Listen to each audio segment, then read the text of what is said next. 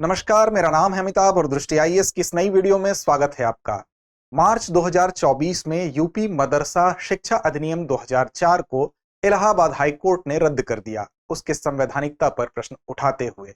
इसके बाद ये मामला पहुंचा सुप्रीम कोर्ट में और सुप्रीम कोर्ट में जब ये मामला पहुंचता है तो 5 नवंबर 2024 को सीजेआई अर्थात चीफ जस्टिस ऑफ इंडिया की अध्यक्षता में गठित 3 न्यायाधीशों की पीठ के द्वारा निर्णय दिया जाता है, जिसमें यूपी मदरसा शिक्षा अधिनियम 2004 की संवैधानिक वैधता को बरकरार रखा गया। तो आज के इस वीडियो के माध्यम से समझेंगे कि इस निर्णय के क्या निहितार्थ हैं, क्या महत्व है उसका और इसको आगे लेकर किस प्रकार की संभावनाओं को देखा जा रहा है। इसके साथ साथ समझने की कोशिश करेंगे यूपी मदरसा शिक्षा अधिनियम के बारे में भी कुछ तथ्य को जानेंगे।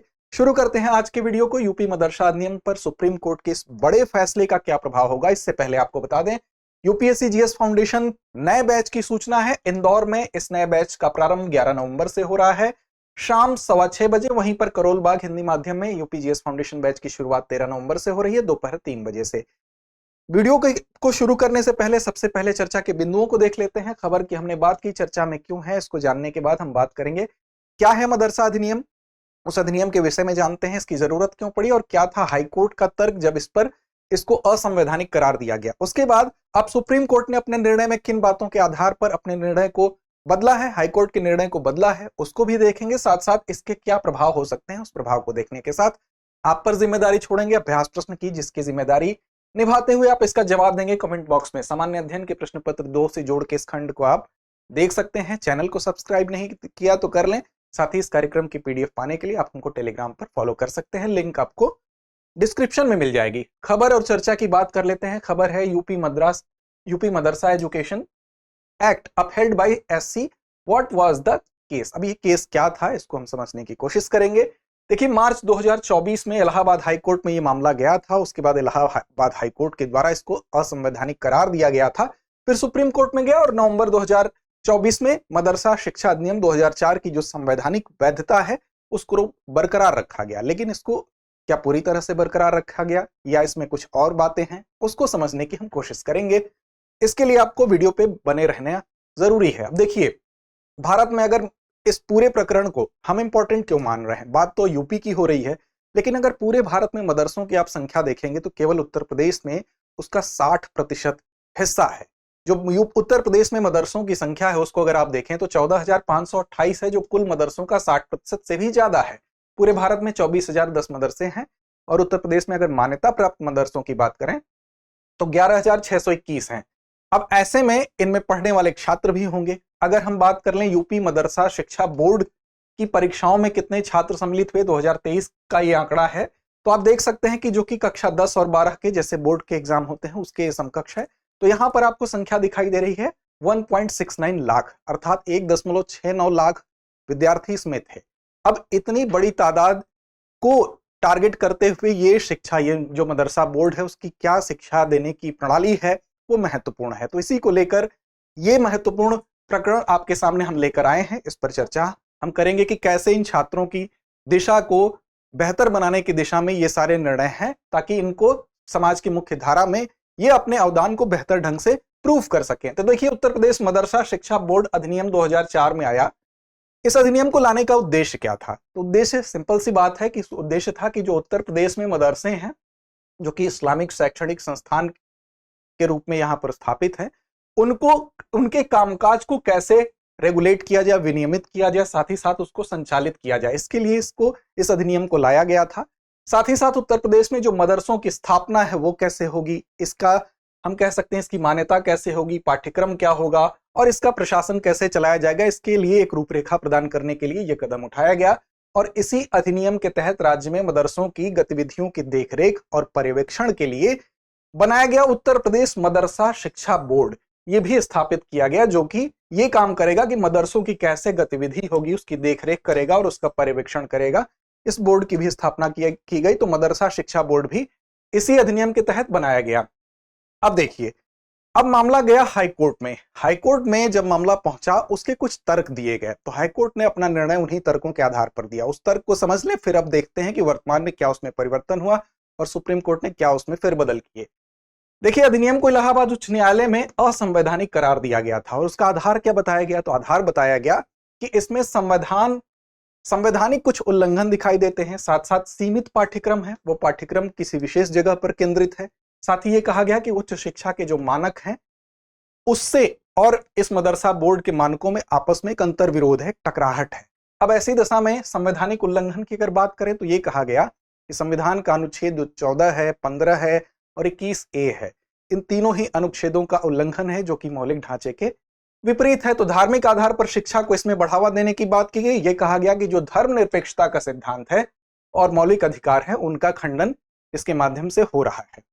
साथ ही अनुच्छेद 21A के अनुसार आप जानते हैं कि 14 वर्ष की आयु तक जो गुणवत्तापूर्ण शिक्षा अनिवार्य करने की बात कही जाती है उसको लागू करने में इसको विफल बताया गया।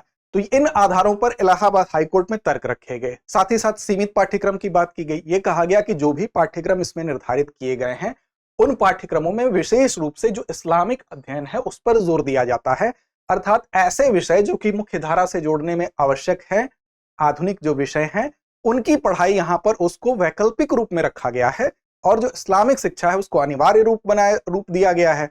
तो यह भी एक आधार बताया गया कि जो आधुनिक विषय हैं उसका सीमित समावेश जो है, अक्सर इन विषयों को वैकल्पिक रूप में रखना या बहुत कम इंपॉर्टेंस देना, यह भी एक पक्ष उभर कर सामने आया। इस्लाम और उसके सिद्धांतों के अध्ययन को अनिवार्य बनाने पर भी आपत्ति दर्ज की गई कि उसको आप अनिवार्य ना बनाइए, और अनिवार्य अगर बनाते भी हैं तो जो आधुनिक विषय हैं उनको भी बच्चों को पढ़वाइए। उच्च शिक्षा मानकों के साथ टकराव की बात कैसे हुई? तो देखिए, यूजीसी अधिनियम 1956 की धारा 22 जो है उसके विपरीत बताया गया। यूजीसी अधिनियम 1956 की धारा 22 के तहत जो हायर एजुकेशन होता है उसके तहत जो डिग्री दी जाती है वो डिग्री विश्वविद्यालय देता है या ऐसे अनुमोदित राज्य विश्वविद्यालय भी डिग्री देते हैं या डीम्ड यूनिवर्सिटीज देती हैं। अब ऐसे में इस बोर्ड के द्वारा अगर डिग्री दी जा रही है हायर एजुकेशन की, तो वो जो एक पूरे देश के लिए एक जो मानक व्यवस्था है उसमें और इसमें एक अंतर्विरोध की स्थिति देखी जा रही है। तो उसके लिए भी यहां पर आपत्ति बताई गई और उसके लिए भी सवाल उठाए गए। इस प्रकार यह कहा गया कि अनुच्छेद 14, 15 और 21A का यहां पर उल्लंघन दिखाई दे रहा है। अब इसमें जब मामला सुप्रीम कोर्ट में जाता है तो सुप्रीम कोर्ट में 5 नवंबर 2024 को इस पर निर्णय आता है। अब यहां पर क्या निर्णय लाया गया? वहां पर तो इसको असंवैधानिक करार दिया गया पूरे अधिनियम को। अब यहां पर क्या हुआ इसको भी देख लेते हैं। तो क्या कहा सुप्रीम कोर्ट ने? तो सुप्रीम कोर्ट ने कहा कि जो संवैधानिक वैधता है उसको आंशिक मंजूरी दी गई, पूरी मंजूरी यहां भी नहीं दी गई। आंशिक मंजूरी का मतलब है कि कुछ चीजों को परिवर्तन के साथ स्वीकार किया गया और कुछ चीजों को एज इट इज स्वीकार किया गया, जिस पर कि सुप्रीम कोर्ट का यह मानना है कि ये चीजें ठीक हैं, पहले से इसमें इस अधिनियम में इसका प्रोविजन है। अब एक एक करके देखते हैं। तो देखिए, सुप्रीम कोर्ट ने यूपी मदरसा अधिनियम 2004 को आंशिक रूप से वैध ठहराया है। यह तथ्य आप ध्यान देंगे, जिसमें कि राज्य को मदरसा शिक्षा में गुणवत्ता बनाए रखने के लिए नियम बनाने का अधिकार है। अब यहां ध्यान देंगे आप, राज्य को मदरसा शिक्षा में गुणवत्ता बनाए रखने के लिए नियम बनाने का अधिकार है, ये बात आप ध्यान रखेंगे। अर्थात राज्य इसमें अपने अधिकारों का प्रयोग कर सकता है, पूरी तरह से ये स्वायत्त नहीं रह सकते हैं। साथ ही साथ जो विशेष रूप से उच्च शिक्षा की अगर बात करें, हायर एजुकेशन की बात करें, तो यहां पर सुप्रीम कोर्ट ने माना कि जो हायर एजुकेशन में मदरसा शिक्षा बोर्ड है या मदरसा जो अधिनियम था इससे पहले का यूपी का, वो कहीं ना कहीं असंवैधानिक उसको माना है। क्यों माना है? क्योंकि जो इस यहां पर जो 2 डिग्रियां हैं, कामिल की जो स्नातक की डिग्री के समकक्ष है और फाजिल की जो कि स्नातकोत्तर के डिग्री के समकक्ष है, इसमें यह कहा गया है कि जो यूजीसी अधिनियम है उससे और इससे टकराहट की स्थिति उत्पन्न हो रही है, अंतर्विरोध हो रहा है, क्योंकि जो स्नातक और स्नातकोत्तर स्तर पर जो डिग्री देने का काम होता है वो यूजीसी अधिनियम के तहत होता है और ऐसे में इसके द्वारा यह डिग्री प्रदान किया जाना, 2 व्यवस्थाएं बन रही हैं, ऐसे में टकराहट की स्थिति उत्पन्न हो रही है। तो इस पे आपत्ति सुप्रीम कोर्ट ने अपनी जताई है। साथ ही केंद्र के अधिकार क्षेत्र की अगर बात करें तो संविधान की 7वीं अनुसूची, उसमें अगर देखेंगे संघ सूची की एंट्री 66 के अनुसार जो उच्च शिक्षा के मानक हैं उसको निर्धारित करने का विशेष अधिकार किसके पास है? तो केंद्र के पास है। तो हायर एजुकेशन में जो मानक निर्धारित करने का विशेष अधिकार केंद्र के पास है, उससे भी यह अंतर्विरोध और स्पष्ट होता है। इसलिए यूपी में मदरसा अधिनियम अगर इसमें हस्तक्षेप करता है तो इस अंतर्विरोध को देखते हुए इस बात को अनुचित माना है सुप्रीम कोर्ट ने अपने इस निर्णय में। तो मदरसा शिक्षा के लिए राज्य के दायित्व की अगर बात करें तो कामिल और फाजिल स्तर को अगर छोड़ दिया जाए, अगर इस लेवल को छोड़ दिया जाए, तो सुप्रीम कोर्ट ने क्या कहा है? सुप्रीम कोर्ट ने कहा अगर कामिल अर्थात स्नातक और स्नातकोत्तर लेवल को अगर छोड़ दिया जाए तो ये अधिनियम राज्य को मदरसों में पढ़ने वाले छात्रों के लिए न्यूनतम मानक सुनिश्चित करने की अनुमति देता है। अर्थात पहले से इसमें प्रोविजन है। हायर एजुकेशन में भले ही ये नहीं देता था, लेकिन बाकी जगहों पर यह अनुमति देता है, इसलिए उसको उन जगहों पर असंवैधानिक कहना ठीक नहीं है। साथ ही साथ मदरसे की स्वायत्तता को लेकर सवाल उठा, तो यह कहा गया कि अधिनियम के तहत बोर्ड को पाठ्यक्रम, शिक्षकों की योग्यता और साथ साथ बुनियादी ढांचे के मानक तय करने का अधिकार है। यह बात बताई गई, लेकिन यह मदरसों के दैनिक प्रशासन में हस्तक्षेप नहीं करता है। ऐसा नहीं है कि रोज के कामकाज में यह हस्तक्षेप करता है जो मदरसा बोर्ड होता है। तो इस आधार पर सुप्रीम कोर्ट ने क्या कहा?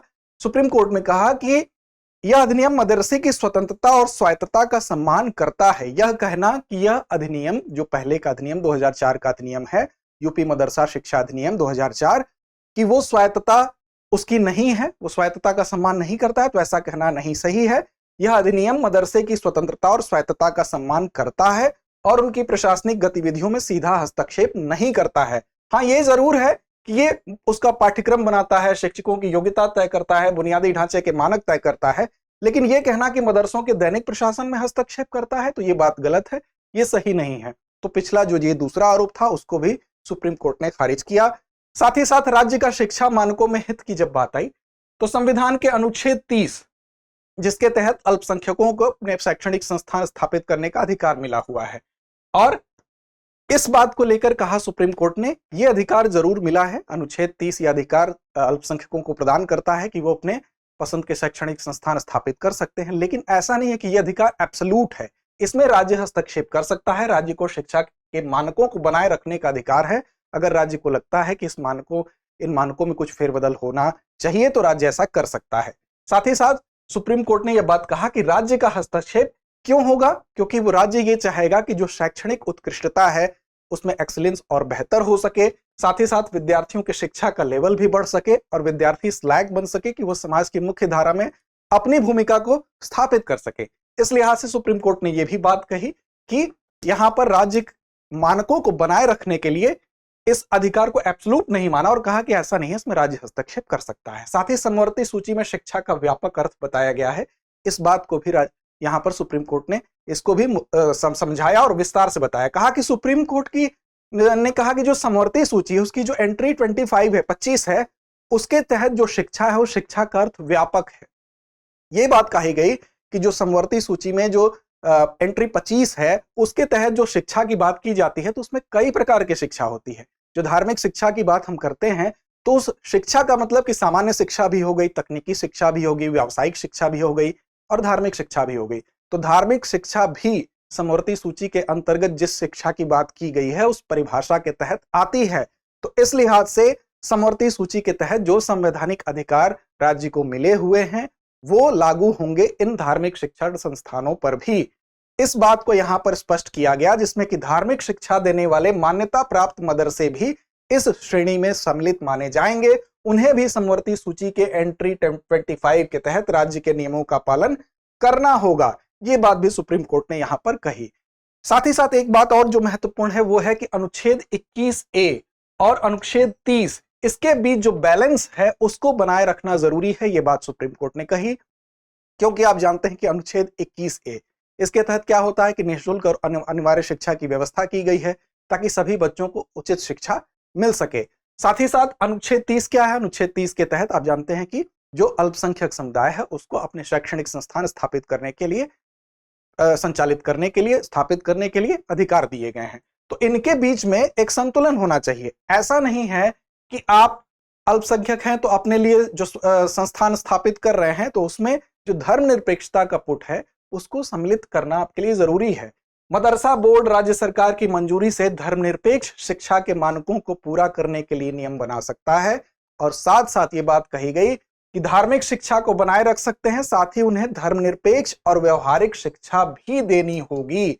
ऐसा नहीं है कि सिर्फ धार्मिक शिक्षा आप दें, आपको धर्मनिरपेक्ष शिक्षा भी देनी होगी, क्योंकि वो बच्चा आगे चलकर एक ऐसे समाज में आएगा जहां पर उसको इन बातों के लिए तैयार करना है ताकि वो समाज में अपनी सक्रिय भूमिका निभा सके एक नागरिक के तौर पर, ना कि एक विशेष धर्म के हम कह सकते हैं कि एक विशेष धर्म में दीक्षित होकर वो न निकले, शिक्षित होकर न निकले, बल्कि वो ऐसी शिक्षा ले जो कि एक नागरिक के तौर पर उसके विकास का मार्ग और आसान कर सके, ताकि छात्रों का विकास सिर्फ एक विशेष क्षेत्र में न होकर व्यापक हो। ये बात कही है सुप्रीम कोर्ट के द्वारा। इसके बाद आपको बता दें कि इसका प्रभाव क्या हो सकता है। तो प्रभाव की अगर बात करें तो एक तो देखिए, धार्मिक शिक्षा में स्पष्टता लाई गई। धार्मिक शिक्षा को यह बताया गया कि धार्मिक शिक्षा का मतलब ये नहीं कि आप सिर्फ धर्म की शिक्षा दें, धर्म के साथ साथ उसमें धर्मनिरपेक्ष शिक्षा भी सम्मिलित होगी। जो बैलेंस है उस बैलेंस को बनाए रखना है। साथ ही साथ इस बात को और स्पष्ट किया गया है, हालांकि आगे और इसमें विमर्श क्या हो सकता है, और भी क्षेत्र इसका व्यापक हो सकता है, क्योंकि एक विशेष वर्ग की बात यहां नहीं की जा रही है। ये लागू होगा गुरुकुलों पर भी, ये लागू होगा कॉन्वेंट स्कूल्स पर भी।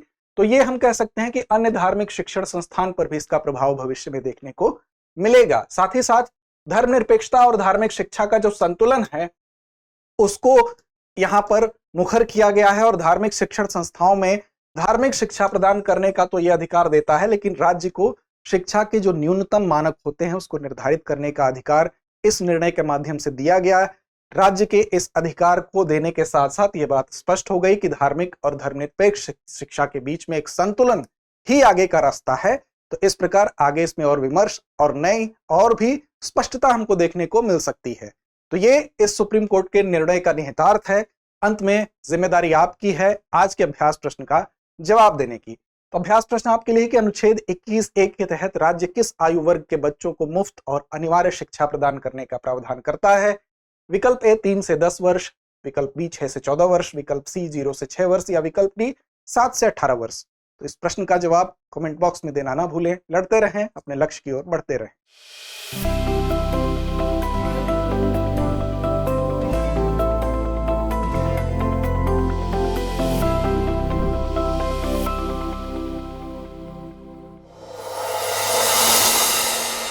डियर व्यूअर्स, अपने एग्जाम की तैयारी को और बेहतर करने के लिए हमारे चैनल को लाइक, शेयर और सब्सक्राइब करना न भूलें।